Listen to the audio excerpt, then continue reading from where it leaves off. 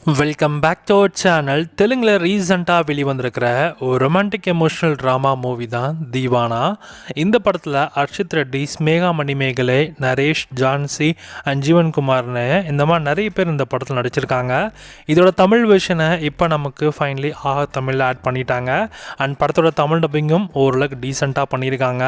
இதோட சிம்பிளான கதை என்னன்னா, யூஸ்வலான ஒரு லவ் ஸ்டோரி தான், ஒரு ட்விஸ்ட் அண்ட் டர்ன்ஸோட தான் இந்த படத்தோட செகண்ட் ஹாஃப் இருக்கிறதுனால அது கொஞ்சம் ஹார்ட் எமோஷனல் ஹிட்டாக உங்களுக்கு கண்டிப்பாக இந்த படம் இருக்கும்னு நினைக்கிறேன். நம்ம ஹீரோயினை பார்த்த உடனே லவ் பண்ணிடுறாரு. லவ் பண்ண ஆரம்பித்து ஆனால் அந்த பொண்ணுக்கு ஒரு சட்ட சிக்கல் இருக்குது. என்ன அப்படின்னா, ஸோ நம்ம ஹீரோ வந்து ஒரு கவர்மெண்ட் ஜாப் இருந்தால் மட்டும்தான் ஹீரோவை காதலிப்பேன் அப்படின்ற மாதிரிலாம் அந்த பொண்ணு சொல்லிடுது.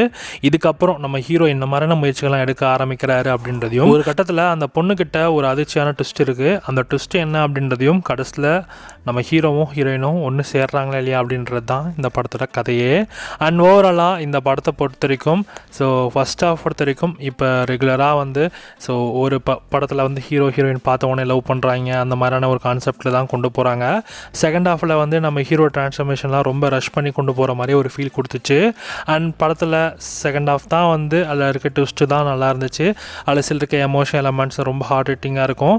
அண்ட் ஹர்ஷித் ரெட்டியோட ஆக்டிங் நல்லா இருந்துச்சு. ஸ்மேகா மணிமேகலோட போர்ஷன்ஸ் கூட ரொம்ப ரசிக்க முடியாகவும் இருந்தது. ஏற்கனவே நீங்கள் ஆஃபீஸ் வெப்சீரிஸில் பார்த்துருப்பீங்கன்னு நினைக்கிறேன். ஸ்மேகா மணிமேகலை அவனோட பர்ஃபார்மன்ஸ் நல்லா இருந்துச்சு.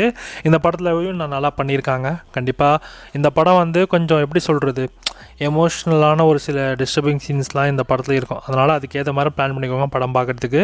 ஸோ ஃபஸ்ட் ஹாஃப் ஃபுல்லாக என்ன தான் வந்து ஒரு பழைய டெம்ப்ளேட்டில் இருந்தாலும் செகண்ட் ஹாஃபில் ஒரு இன்டென்ஸான ஒரு எமோஷனல் ட்ராமாவாக இந்த படத்தை கொண்டு போயிட்டாங்க. உங்களுக்கு இந்த படம் பார்க்கணும் இன்ட்ரெஸ்ட் இருக்குன்னா, தீவானா மூவியோட தமிழ் வெர்ஷன் இப்போ உங்களுக்காக தமிழ் அவைலபிளாக இருக்குது. இதோட செலக்ஷன்ஸ்னால் 5க்கு 2.5 கொடுக்கலாம்.